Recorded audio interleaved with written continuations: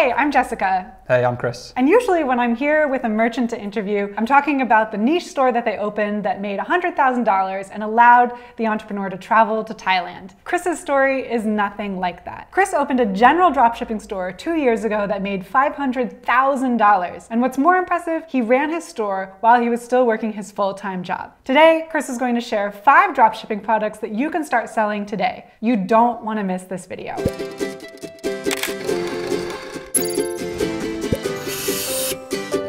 Today I'm talking with Chris Wayne, who, like I just mentioned, opened his general dropshipping store 2 years ago. And Chris, I want to get to your product recommendations because I know that's why people are watching. But before we do, tell me a little bit about how you got started dropshipping. Well, it was actually a YouTube recommended product that came up, or a YouTube recommended video that came up about some paracord bracelets. And that was the first thing I ever bought, was some paracord bracelets to try and sell them. I bought, say, 10 of them, I think it was at the time, and still got those 10.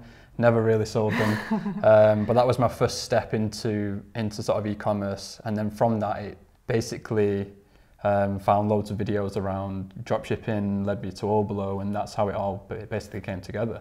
It was basically YouTube recommending things to me. So was the general store that you opened that ended up making you so much money, was that your first dropshipping store? No, that was my 6th dropshipping store. Oh wow, Yeah. okay. The other 5 failed miserably, to be honest.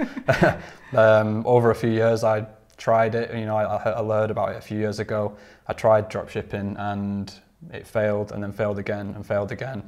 And eventually I learned from those mistakes, and obviously this store has worked out. Wow, so okay, those first couple of stores that you tried were over the course of a couple years. What made you then decide to give dropshipping another try for this store that ended up making you so much money? I wanted to go on holiday. That was pretty much the only reason, really. I wanted to earn an extra £200 a month to save up for a trip across America, and that was the dream initially. And I just gave it one more go, and hoping it was going to work out, and if it wasn't, then that was basically going to be it for me. I was giving it that one last shot to do something I've always wanted to do. A lot of dropshippers ask when they're just starting out about budgets, and you have a really kind of interesting story about the amount of money that you gave yourself to test out and how that ended up leading to the growth of this store. Can you share that? Yeah, I gave myself £250 as the initial budget. That's all I had. That's all I could save up. I was paying bills myself. I was working full time. I was just struggling, month to month trying to pay the bills, and I knew I needed some money to get started with this. So I saved up £250, and I went in there to advertise on Facebook with the money, and found my first product within the first £100. So you spent £100, and then you saw these indications that you had a winning product on your hand. Yeah. So I tried to test some other products that didn't work out. So then I had that £250 budget. I got up to £100 before I found my first product, and then the first winning product, and then from that it went from there. So I have to admit to you that every time we've done a video, we always tell dropshippers to open niche dropshipping stores. In other words, we tell them pick a category like pet care, accessories, or women's clothing, and only sell in that category. But you tried that, and actually the general store worked better for you. Can you tell us why you think that is? The general store allowed me to test multiple different products from different niches. That was the entire reason I did the general store. I tried the niche store. It didn't work because it didn't give me the flexibility to test different types of products. And that was key for me, was to be able to jump onto trends that I saw on social media and test different types of products. If I'd just gone into a pet niche, then I couldn't have jumped onto a trending product that came out of nowhere. A general store allows me to mix and match products depending on what's working online. Okay, so all of this product testing probably made you pretty good at finding winning products online. Yeah, you could say that, yeah. A lot of testing. I'm gonna make you brag a little bit, even though I can tell you're not the type. Give me some stats. So what kind of sales did you see out of the product that made you the most money? The product that made me the most money was probably £140,000. So that's what, roughly $180,000 maybe, $190,000. Holy cow. And we actually got Chris to share that product with us, so make sure you stick around to the end when we'll reveal what that product is and how Chris found such success selling it. Okay, so you're definitely an expert when it comes to finding products that will sell. I would say so. A lot of dropshippers wonder where they should be placing their time and energy initially, whether it really matters what you're selling, or if it's more important that you learn Facebook ads, or if it's more important that you just master store design. Can you comment on that a little bit? I would say product is king, really. That's where it all starts. If you have a great product and you put that product in front of the right audience, it will sell. It doesn't matter how good your advertising skills are or any sort of ad copy. If you have the right product in front of the right people, they will buy it. And that's key, really. It's finding that product that people want. Great. So we're about to jump into the 5 products that you recommend dropshippers try selling. And as we do that, we'll be going in and out of this computer screen, so you can kind of virtually look over Chris's shoulder as he talks about how he found these products, why he thinks they would sell, and how he would market them. So without further ado, Chris, let's get on to product number 1. Chris, this is different from any other. I wouldn't do that, I'd cut your hair off. Why? Why? Why would it cut my hair off? Because that's not a hairbrush. Well, what is it? It's actually a fish scale remover. Oh, okay. So it's for fish scales. Yes, it is. Okay, so people would use this device and brush it against the skin of a fish, and it would take off the scales and then trap them within the blade in this container. It would, yeah, correct. This is maybe one of the least sexy dropshipping products we've ever had recommended on our show. Okay, I would never have thought to sell this. So take me through the process. How did you come up with this as a product to sell? Okay, so you logged into my AliExpress account. Sounds good. And we're at the homepage. And for those who don't know, it's totally free to sign up for AliExpress and get an account, so there's no problem there. Okay, from here, where did you go to discover this fish scaling tool? So within your My AliExpress account, if you just go into there, there's a section called the Dropshipping Center. And within here, this is going to list lots of different products for you to look at that other dropshippers are selling. So it has all these different categories for different sections, and you can basically go through these and find something that you can sell. So I think this was under the home and garden, kitchen, dining and barn. If you just click into there, you can see then a list of potential products that you could look to sell. And within here, it shows you the number of orders and the price, and gives you a quick view of the actual product. So, oh yeah, there's the fish scale brush. Oh, there it So you can is. see it, because this has got 35 or almost 36,000 orders. So that's how basically I found this product. It was something that stood out to me, and it solves a problem. So that was the key indicator for me that this could be a potential product, is that it solves a pain point for a customer. Now, is this a pain point that you've experienced? Because a lot of dropshippers wonder if they should sell a product that they know themselves versus just selling a product that solves someone else's problem. No, it's not a pain point for me at all. I don't eat fresh fish at all. So Okay. I don't look at dropshipping items that I want. I look at dropshipping items that other people want. Okay. I think more around the consumer, not necessarily what I like, what I'm interested in. Some of my best products have nothing to do with my personality, nothing to do with my interests. It's just, is there a mass market appeal for that product, and does it solve a problem? And they're my 2 main criteria. A lot of people I know are going to see you browsing this dropshipping center section of AliExpress, and they're going to say, okay, but if I can see this and get all these ideas on AliExpress, so can thousands of other dropshippers. How do you respond to that? There's millions of products on AliExpress. Even within this section here, this is just the home section. There's 250 pages of products there, and all of these are potential winning products. All of these have massive amounts of orders, and they're all being sold. So to say that there isn't enough products out there to sell is a myth, really. There's always something out there for you to sell. You just need to find it. What about people who watch this video and they think, okay, I'm interested in selling the fish scaler, but someone else is going to sell this exact same product now that Chris has recommended it. Do you have any experience competing with other dropshippers that are selling the exact same product as you?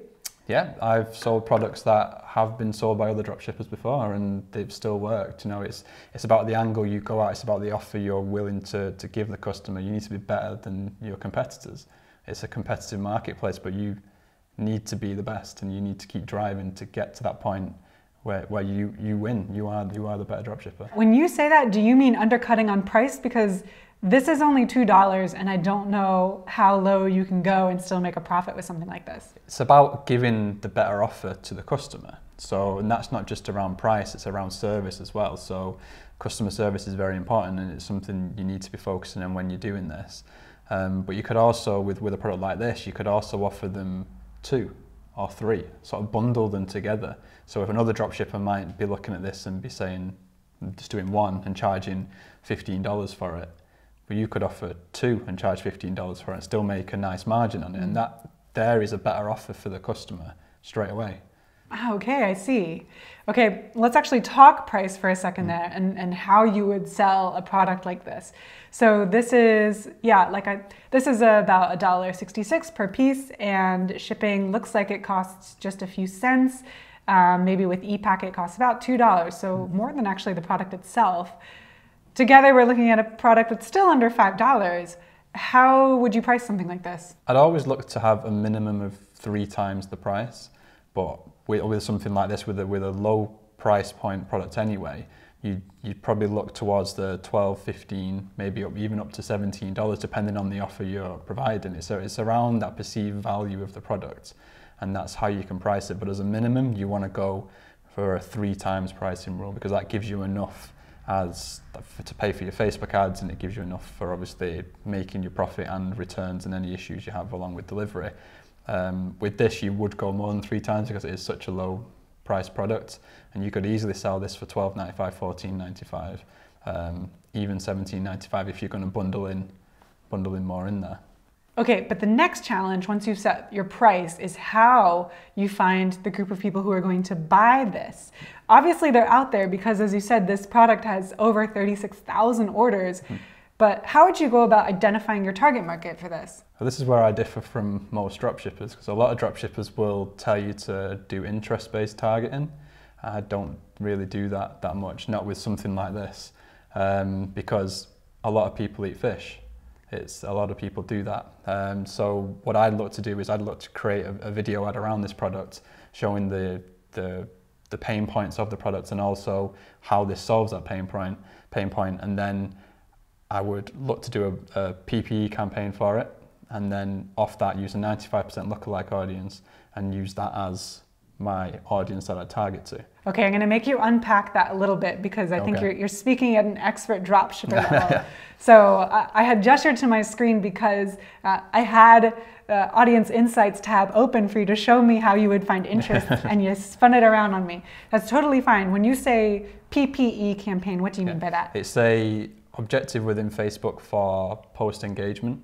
So it basically allows you to collect data on a advert that you've put out there, such as your click-through rate and how many people are liking it. But the key for a PPE campaign is to allow you to collect data at a really cheap cost, and it's a lot cheaper than going straight out there for your purchase conversion campaigns. If you go out as a PPE, you'll reach more people. But with what the Facebook pixel will do, it will collect that data and it will allow you to create what's called a custom audience. And you can basically create that for people who've watched 95% of this video. And for anyone who's watched 95% of the video, would say that they're interested in that product, at least to an extent, and that's your starting point. You can create that 95% lookalike audience where Facebook will take the people who've watched 95% of the video and then give you a larger pot of people to work with. And then that's what you can go out with and target rather than interests, because it being such a broad product, you could use a broad audience. Okay, so in this instance, what you're really doing is you're kind of telling Facebook, hey, I don't know who's gonna like this ad, but you're letting Facebook figure that out by running this campaign. And then Facebook will collect the data on who is clicking or engaging with the ad, because that's your goal. And then Facebook will use that data to then decide who to target the ad to next time. Yeah, it creates a lookalike audience for you to then do a purchase conversion objective to try and get those sales. Okay. By the way, if some of this talk about Facebook ads is a little bit over your head, don't worry. Facebook ads is a learned skill. Nobody is a born Facebook expert.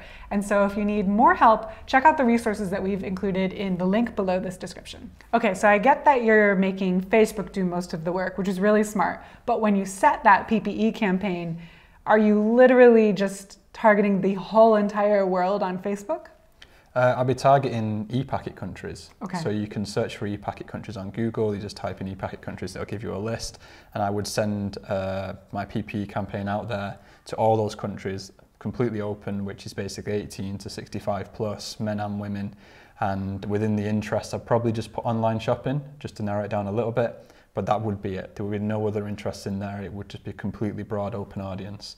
And I just let Facebook collect that data then and work from there. Okay, so the only qualifications you would have for this audience is that they're living in e-packet countries and that they're interested maybe in online shopping. Yes. Okay, wow. These are fascinating insights, but I want to move away from fish scaling and towards product number 2.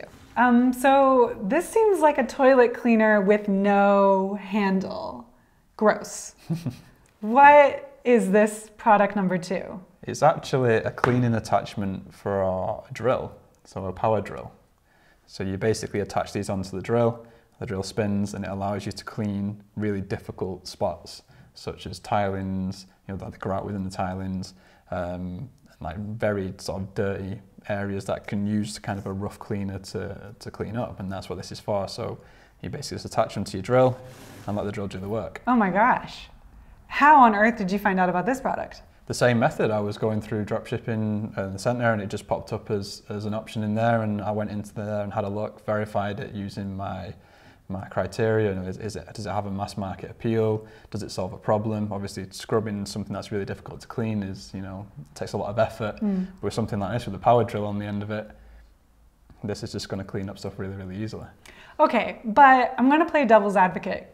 When you're in AliExpress looking at all those recommendations, don't hundreds of those products match that criteria? They do, yeah. So why are you recommending this product over the product that was right next to it? Because with the right video, this is eye-catching.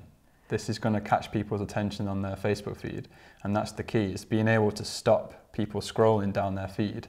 Okay, so you're saying there's a bit of an additional criteria here, which is something has to look really attention-grabbing in a video. Yeah, it's one of the criteria. I mean, it's quite important. It's not the most important criteria, but if you think people are scrolling through their Facebook feed and you want them to stop on your ad, that first 3 seconds that they see needs to make them stop. It needs to pique their interest straight away for them to look. And if you see this on the end of a drill and somebody cleaning something, it piques my interest. That's why I stopped on this product, because I saw the picture on the dropshipping page, and that's how I found it. Okay, so you've talked about this being a really great product for video. I'm curious what videos are already out there. So let's go on Facebook and see if we can find any existing Facebook ads for this drill brush. Okay. I went into Facebook and I searched drill brush cleaner, which is what I, a dropshipping newbie, would search if I wanted to see other dropshippers that were trying to sell this product. Now, what I don't know is how to make sense of what I see here. I see the top result has 647,000 views, which sounds like a lot. And then I see a lot of results that have less than that. What does all of this kind of information tell you about the risks and the opportunities here? Well, when I would looking at Facebook ads here, Facebook videos here, I would be looking for videos that are within this range anyway. So anything between 300,000 and 800,000 video views is a product that you should be looking at. Okay. I mean, that means somebody's spending money on these ads. Nobody gets that many views without spending money. And if you're spending money, you should be profitable with it. We won't keep running an ad if you're not being profitable. So that says to me that this product is working for this, for this company. They're selling this, they're making money, and they're increasing their view count. The fact that there isn't many other high numbers here says there isn't much competition with this product. Oh, okay, really interesting. So even though this had a lot of views, that doesn't mean that the market is saturated, because we see a lot of other people who are trying to sell it, but maybe for some reason or another didn't quite get there. Correct, yeah. I mean, there's lots of different reasons why it wouldn't work. It could come down to website design, could come down to how they're targeting the product. It could just be the ad copy itself. It might not have been engaging enough with the consumer base, and you have to test different creatives, different video styles to bring in the customers to your store. I want to talk about Facebook ads, since we're looking at a bunch of Facebook ads now. Is this going to be just like the fish scaler in the sense that you need to let Facebook determine who really wants to engage with this product, or do you have a target audience in mind? You can do it with the broad audience, with the 95% lookalikes, that would work. But with something like this, you might want to target something quite broad to do with cleaning. Okay. So even cleaning and DIY, because with it being a power drill and a cleaning tool, it might be worth trying to combine those into the same interest. Why don't we hop into Facebook Audience Insights and you can show us how you would do that. Okay. Okay, so now we're in Audience Insights, and what next? What I like to do is within the countries here, I like to add the United Kingdom.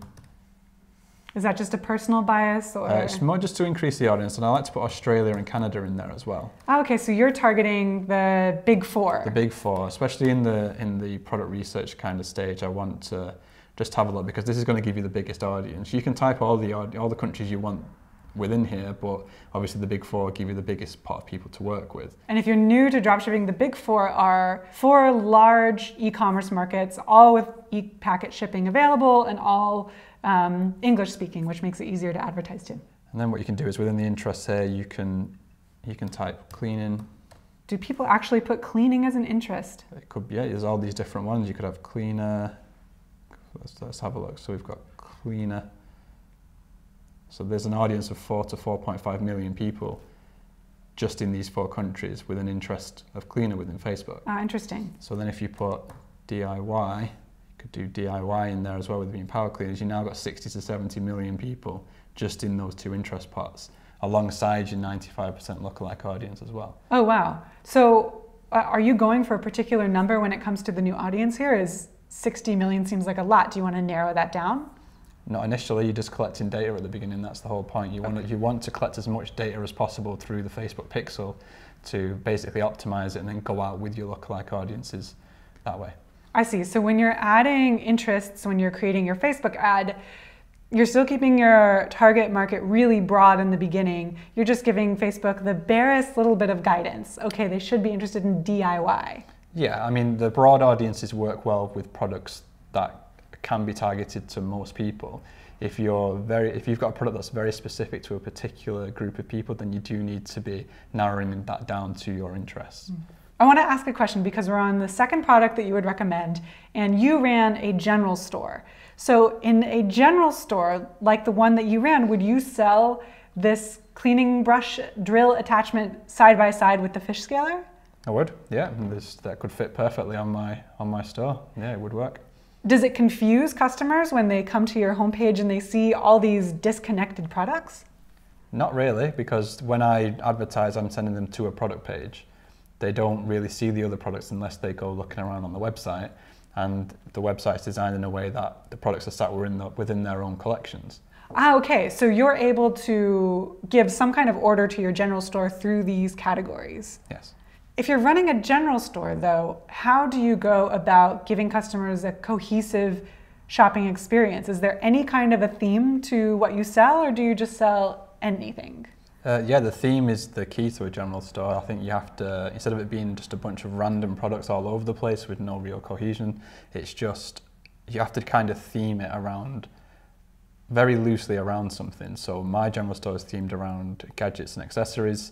So that's kind of the top level that I run my products at. Anything that's loosely connected to a gadget or an accessory, I can sell in my store. So I'd never find like a women's bikini on your store? No, nothing like that. Just if it's a gadget or an accessory, or loosely resembles a gadget and accessory, then that will be on my store. Okay, and if our viewers are wondering what kind of theme they could find for their store and what the difference between a theme and a niche is, maybe one thing that they could do is go to AliExpress and look at the broad categories and think of those as themes and some of the subcategories as niches. Would that be? Yeah, that's completely accurate. I would agree with that. That's probably a very good place to start, to be honest. Before we move on to our next product, let's quickly touch on price. This is a little bit more of an expensive product because it's $8 plus about $1 for e-packet shipping to the US. So how would you price something like this? According to your rule, it would be something like $27? Roughly, yeah. I do it around the $24.95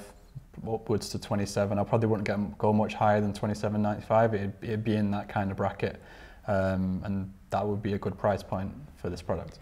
A lot of dropshippers love to run these like 50% off sales. So would you actually price this at $50 and say it's 50% off, or do you just straight up say it's $25, take it or leave it?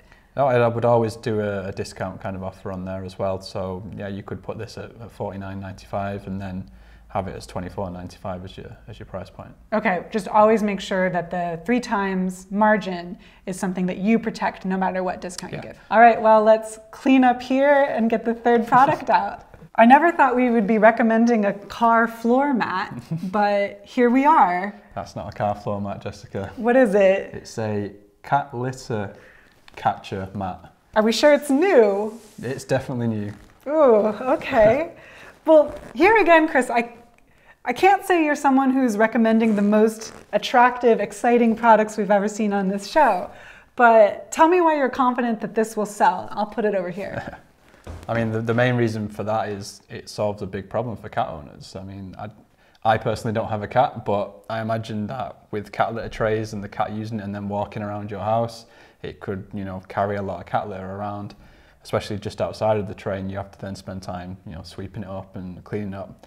What this cat litter mat does, it allows you to, basically has little holes in it that catches the cat litter as the cat climbs out of the tray, and then you can literally just pick up the mat and pour it into the bin, and it saves you having to sweep up. Okay, so how did you find out about the cat litter mat? The same method, just going through the dropshipping lists, and I stumbled across it within the home section, and it immediately caught my eye because it solves a problem, and that's really important when you're looking for products, is trying to solve a pain point for your customer. Nobody likes their life being difficult. If you can solve a problem for them and make their life easier, then they're going to buy from you. Okay, at first I was a little frustrated with your answer here because I like giving our viewers all these cool sites and tips and tricks for finding winning products. But I think what you're getting at is when you're browsing through products, you're looking for a product and you're really stopping and asking yourself exactly what problem does this solve? And if you can't write that answer out in a sentence, basically, if it's not that crystal clear, you move on. Correct. So it's that layer of like browsing this list of products, but with this critical thinking that's really what sets apart your search method from other search methods. Yeah, definitely. Always have in the back of your mind, does it solve a problem? And does it have a large market? Does it have like a mass market appeal? And then those are the two key criteria to finding a winning product. Okay, so say a dropshipper is interested in selling this cat litter mat. Is there anything you'd recommend to help them validate this idea a little bit more and get a better idea of what the selling environment is like? Well, one of the first things you can do is you could head over to Google Trends, and if you type in a search term that a customer might be looking for to do with the product, you can validate how often people are actually searching for it on Google to see if it is on an upward trend or if it was an upward trend, but now it's kind of petering out. You can't really do anything with it anymore. Okay, let's take a quick look at this. So cat litter mat is what I'll go ahead and write. And this is United States in the past 12 months. Would you change these criteria? I would usually change the past 12 months to the last 5 years. Okay. Just to see what it was like. Usually I could leave it as United States, but you can just play around with it. Worldwide is a good option as well. I like to target internationally, not just one country. So you could definitely see. So this is kind of an interesting graph. What's your take on this? So this shows me that the search term for cat litter mat has grown gradually over the last 5 years, but then there's been a massive spike here at the end of last year, December time, but it's still on an upward trend at the beginning of this year. So this says to me that more and more people are searching for this on Google. Interesting. So maybe we could even say that the spike indicates some kind of public awareness about this map. Definitely. That might stoke growth in the future. As we do with all of our products, I want to know how you would sell this. Part of me thinks you've got to be using more Facebook targeting this time around because obviously you can just target people who like cats, right? You could do, but I would still go broad with this. Really? I would still go broad with it because a lot of people have cats. Doesn't mean they're going to like a cat page on Facebook. There's that untapped audience that everybody will target cat products. Cats as an interest. Everyone will target cat brands, everyone will target cat magazines, so everybody's doing that. What about these millions of people over here that aren't targeted because they don't like anything on Facebook? And that's the key. That's a really good point. I know I personally like cats, but I don't like anything about cats via Facebook. Exactly, and that's how interests work within Facebook.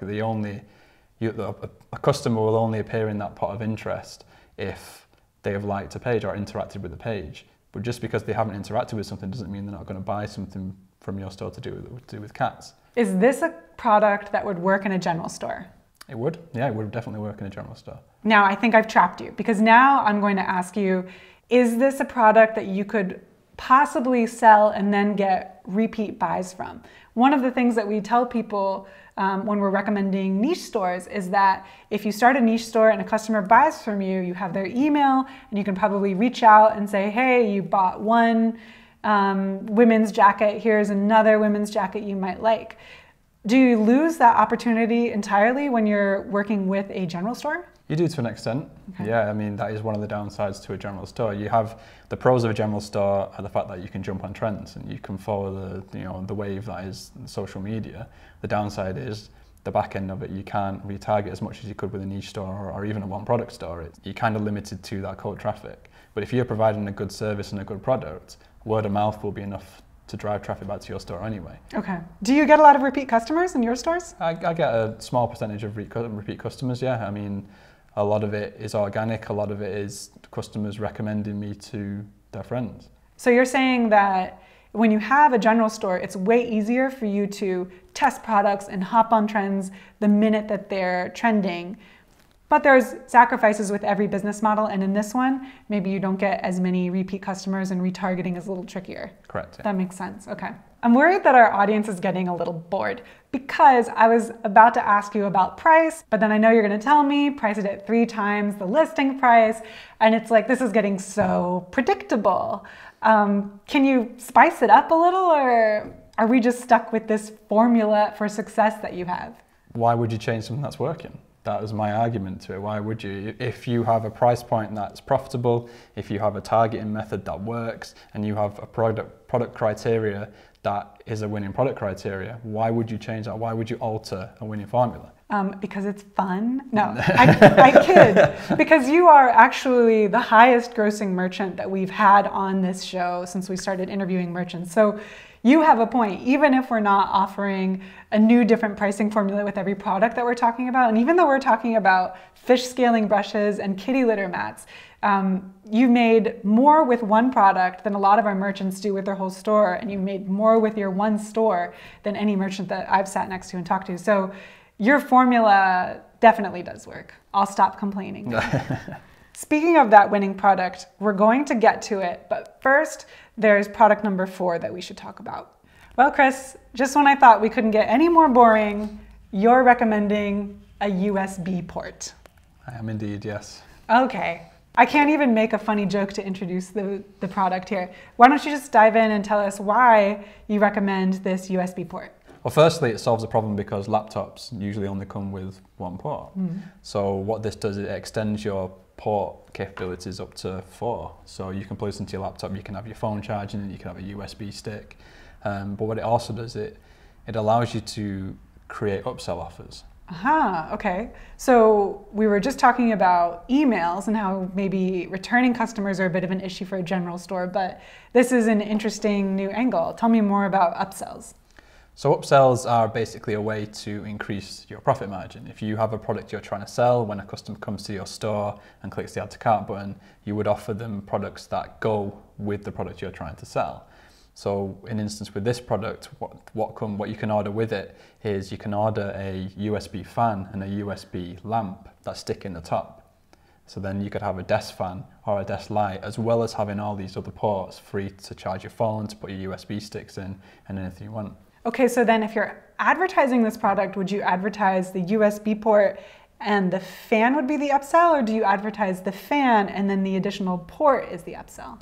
No, I would advertise this USB adapter here, and then there would be no advertising for the upsells. It would be just when they click the add to cart button, using an app within the store, it would then show them that other product, the fan and the USB, ask if they want to complete their order by adding these products to their cart, and if they do, then obviously your margin is increasing on that order. So do you use Shopify apps for your upsells? I do, yeah. Okay, let's hop into Shopify, and I'd love for you to show our viewers what apps that you recommend for upsells like this. Right. Okay, so we're in Shopify. I'll go to apps and I'll go to visit the Shopify App Store. Should I just search Upsell, or is there a particular brand you recommend? You could search Upsell, yeah. Upsell.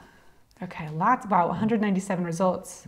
So the one that I like to use is a discounted upsell. Okay. So what this allows you to do, it allows you to basically offer products, but then offer them a discount to buy those products. So you could see here, if they had, like with this, they could add this extra sneaker to their store and get it for 50% off. So you could offer the USB fan or the USB Lite and offer them, say, 10% off or 15% off those two products to add them to their order. I see, okay. Really cool. Chris, for our last couple products, you've been talking about how well Facebook videos perform in selling the product. This product doesn't have a lot of motion going on to it, like the drill brush, for example. So would you still create a video, or would you just have a static image of the product? I would still create a video. I'd start off with somebody struggling with a USB port. Obviously everyone has that issue, no matter which side you put the USB stick on, you can never get it in there. And then I'd also show them obviously trying to plug another USB stick in, but they have no more ports. And that would be the start of the video, to show that problem of not having enough options to charge your devices or use USB sticks. Okay, so once again, you are super focused on the problem that this product sells. Yeah, definitely. That is the main point.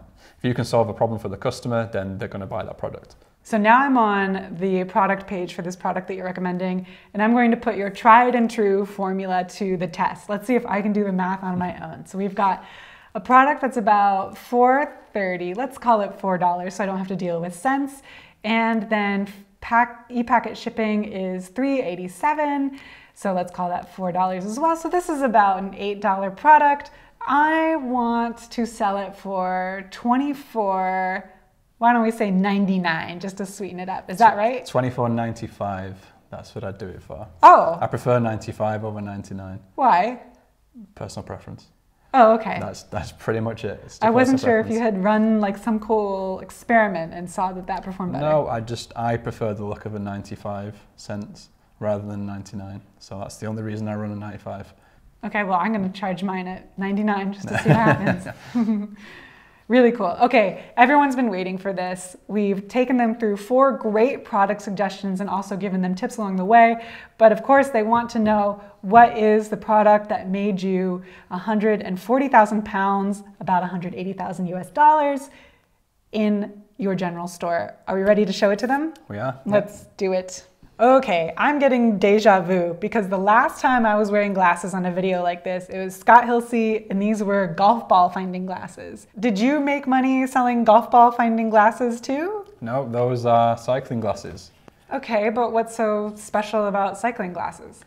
It's not so much the cycling glasses themselves, it's what they come with. Oh? So within here, there is an inner frame, which you can take to your opticians and get your prescription added to. So this allows people who need glasses to ride their bike to basically clip this into the frame, and it allows them to ride and be able to see where they're going without having to mess around with glasses on their face and then putting cycling glasses over that. So this solves a massive problem for people who need to wear glasses. Wow, okay, so this didn't make you 6 figures, this little piece did. Exactly. Incredible. Yes. But it isn't just this, it does also come with 5 other lenses. So these are your polarized lenses, and it also comes with 4 more lenses for different light levels. So you have all these different kinds of styles. So depending on what time of year it is, what kind of light is outside, you can basically mix and match these lenses to suit your needs. Yeah, that's actually a lot of components in one product. Did you know when you were browsing AliExpress what this product would look like, or did you order test orders and kind of figure it out? No, I didn't order any test orders. I just literally created an ad for it, sent it out there, and let the product go from the supplier.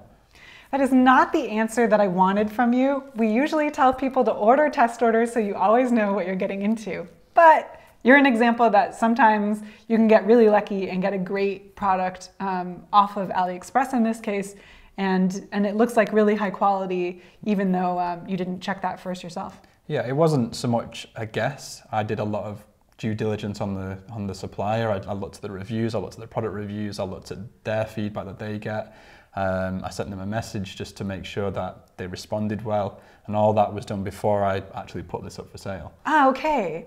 Can we pop into AliExpress real quick and you just point out exactly what you look at in the supplier profile so people can get an idea for that? Definitely.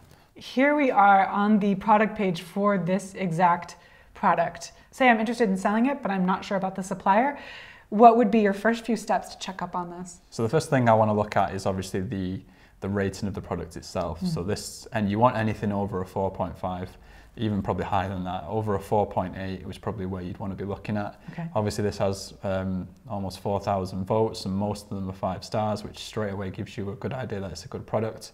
But I'm also interested in the supplier. So as you can see here, this supplier is classed as a top brand on AliExpress, so they've been around for a while. They give a very good service, and as you can see on the detailed seller ratings here, you know, they're getting 4.8s, 4.7s across, you know, item as described, communication, shipping speed, and that basically tells us that this is a good supplier and it's a good product. Yeah, as you were saying, they've been around for a while, since August 2013. That is quite a long time to be on AliExpress. Definitely, yeah.